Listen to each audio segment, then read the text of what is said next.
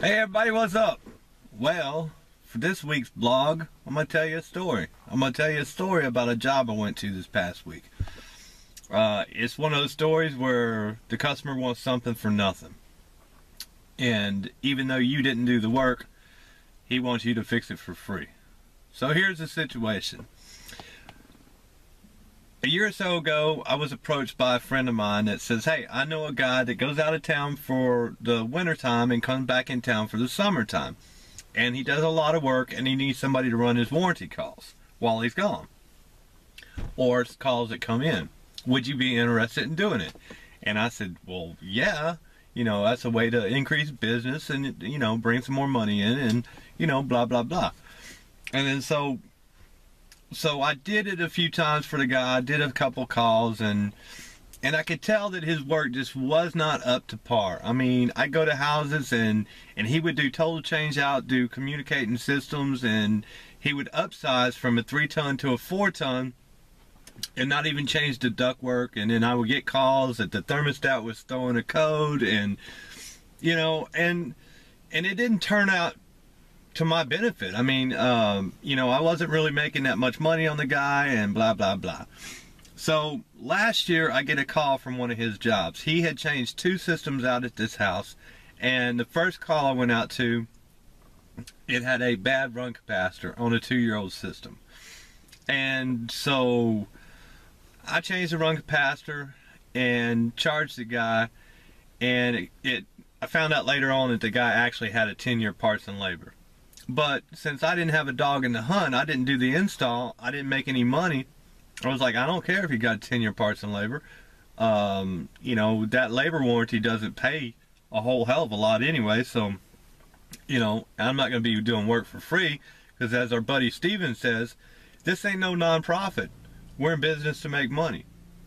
So anyway, so I put the capacitor in, got my check. And, you know, I heard back from the guy about a month later. And at that point, we were in the fall of last year, where it was, you know, we were in the 60s during the day and going down to the 50s at night. And he called and he said that his air had stopped working. And I'm thinking, well, that's kind of strange. What are you doing running your air anyway? It's, you know, we don't even need air. So he's like, I say, okay, I'll go over and check. Well, I get there and it turned out that the board was bad and the fan wasn't coming on. So I put a new circuit board in it, and everything about that call was messed up, because I went and got a new circuit board. I didn't open the box when I was at the supply house, and I got back to the job, I opened the box, and it was a used circuit board that somebody else had turned in for warranty. So I had to drive back to the supply house, get the correct board, bring it back, put it in, start everything up.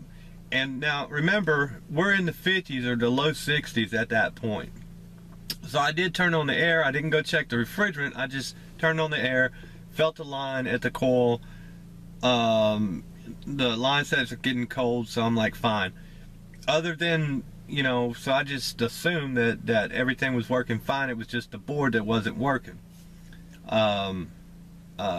So I said, well, everything's working, and he said, okay. Because before that, he wasn't complaining about it not cooling. You know, when the board went bad, that's when he started complaining.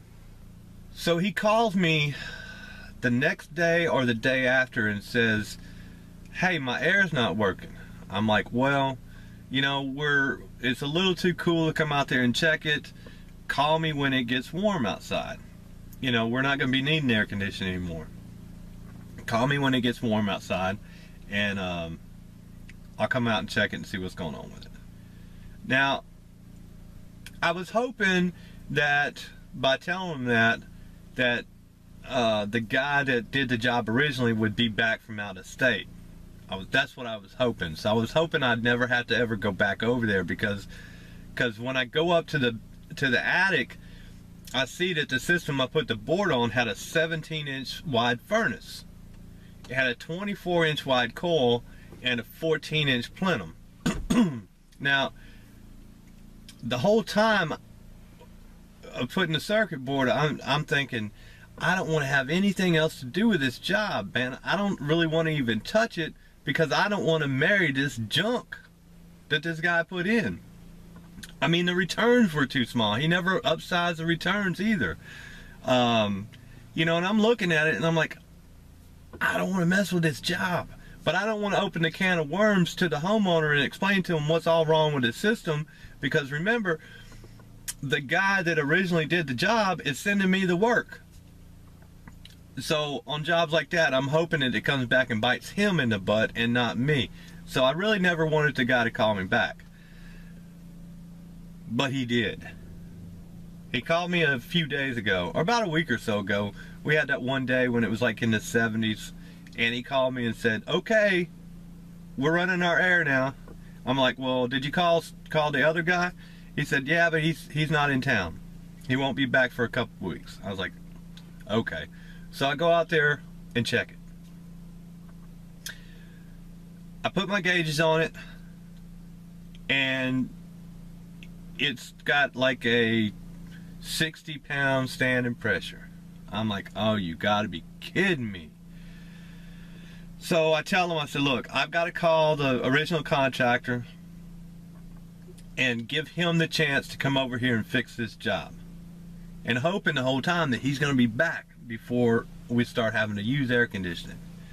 And he's like, well, what's going on? And I explained to him that, look, you have a 10-year parts and labor, but I didn't really want to do the job because, you know, they didn't pay enough. I wasn't the original guy that put it in, and then so I didn't want to do the job without, you know, or he was going to have to pay extra. And he made it pretty clear that he bought that 10-year parts and labor for a reason, so he wouldn't have to come out of pocket with any repairs. And so I was just like, let me get in touch with the guy.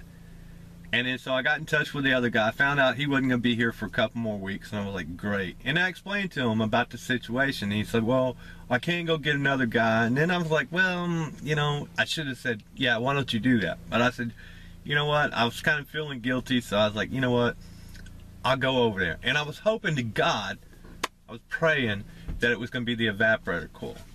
So I get my leak detector out, and I search and I search and I search the evaporator, didn't find a leak. I'm like, oh, great. So I go out to the outdoor unit, and now there's 2 units there at the house. Now I get my H10, and it's you know, it's you got to use power to, you got to plug it into 120 volts in order for it to work. So I'm like, there's no outlets out here. I'm going to still power off the other unit. So I go pull a disconnect, pull the cover off, go to hook my stuff up. The unit's not even grounded. The ground wire is there, but it's about that much too short to get over to the ground load. So I'm thinking, great. You know, that's just great. So I go out to the truck, get a wire, come back. Now, this homeowner is the type that he wants to know every little thing that you're doing. Whether, and he kind of wants to judge what you're doing and tell you if you're doing it wrong or you're right, or you're doing the right thing.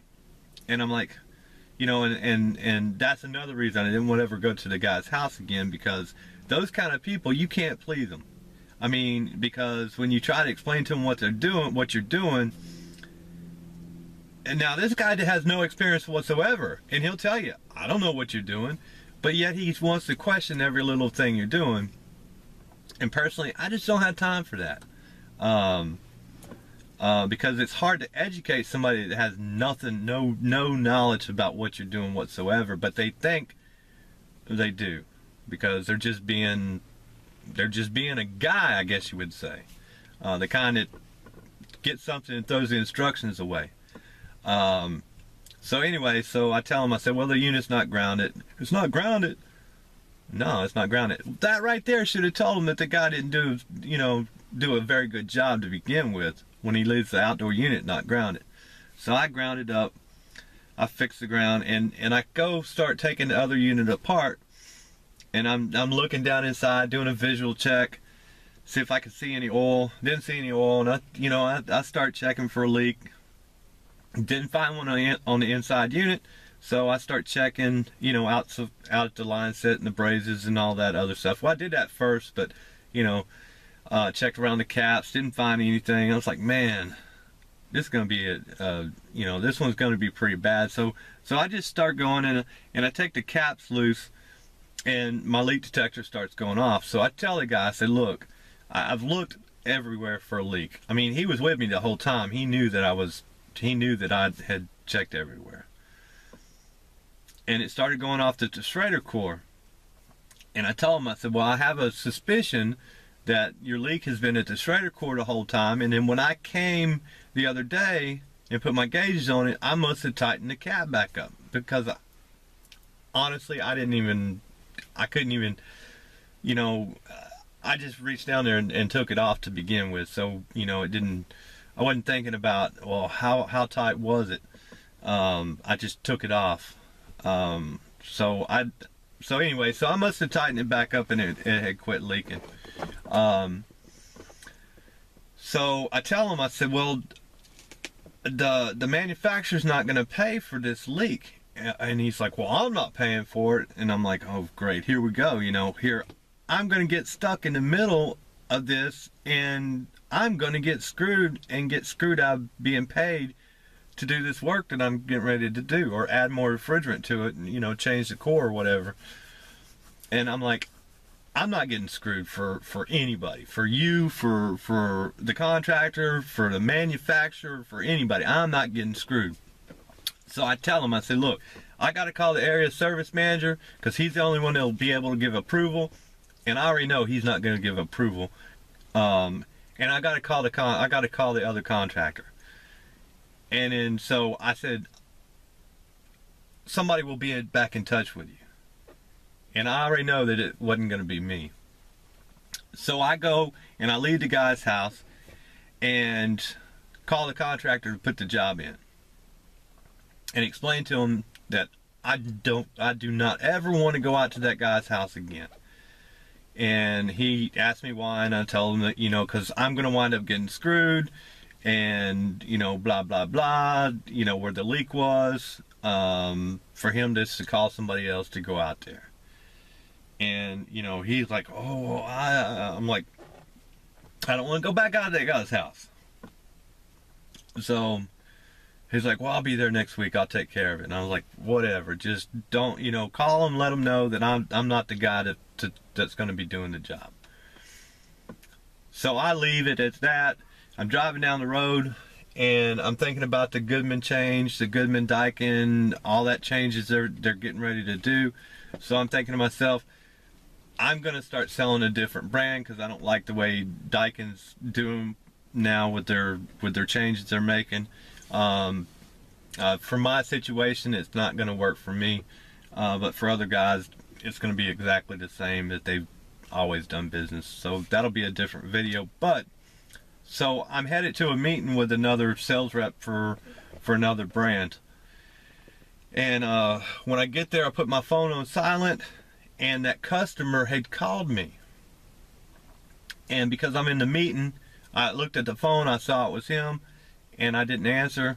It went to voicemail, and 30 minutes later I get a text. And the text said that I had no integrity, and you know, a couple other things. And I was like, I sent him a text back after I got done with the meeting and said, look, having integrity and wanting to get paid are two different things. You can't say that the guy that doesn't want to get paid, that wants to get paid, doesn't have integrity. And that he had made it perfectly clear that he wasn't going to pay, and I explained to him the manufacturer wasn't going to get paid. So therefore, everybody was going to look at me and say I had to do it for free, and that wasn't going to happen. So, you know, we went back and forth with our texts about 3 or 4 more times, and finally, the very last text the guy sent me was like, "Do not ever come to my house again. Don't drive by my house. Don't come by my place of business. Don't ever contact me again." And I'm thinking to myself, I don't even know where your business was. But I'm also thinking to myself, well, that was the plan the whole time. I don't want to come back to your house. I don't want to ever contact you again. You know what I mean? So there you go. That's what I had to deal with this week, and you know, it happens. It's you can't please everybody, and everybody's not always going to be happy no matter what you do. And so anyway, there you go. Y'all have a great day.